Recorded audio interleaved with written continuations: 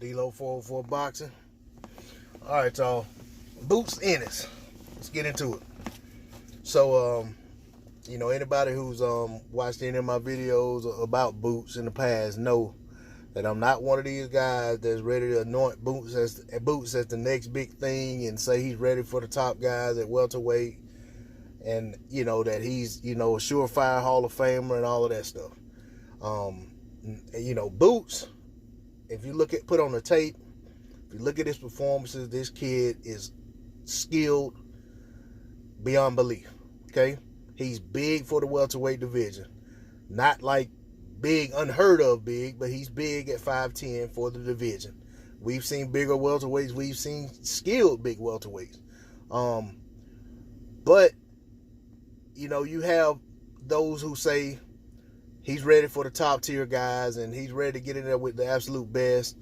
And I'm here to tell you one more time, that very well could be the case based on skill. But if you base it on the progression, he's not ready. Boots has faced a lot of guys that are not on the level to prepare him for the guys that some people are saying they want to see him fight. I mean, ultimately the guys that we all want to see him fight if they're still around when he's ready.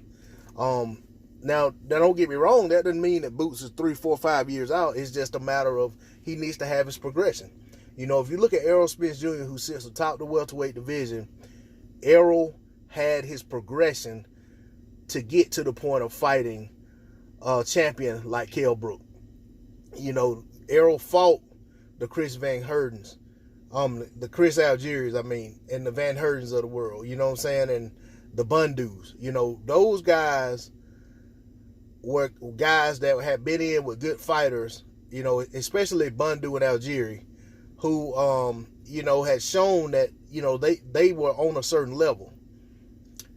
When you look at Boots' resume, you don't see guys like that. If you look at, you can go to, the guy he just fought, Juan Carlos Abreu, and, he's fought some really good fighters and lost to the best fighters he fought. I ain't gonna say really good. He's fought some good fighters and lost to the best he fought.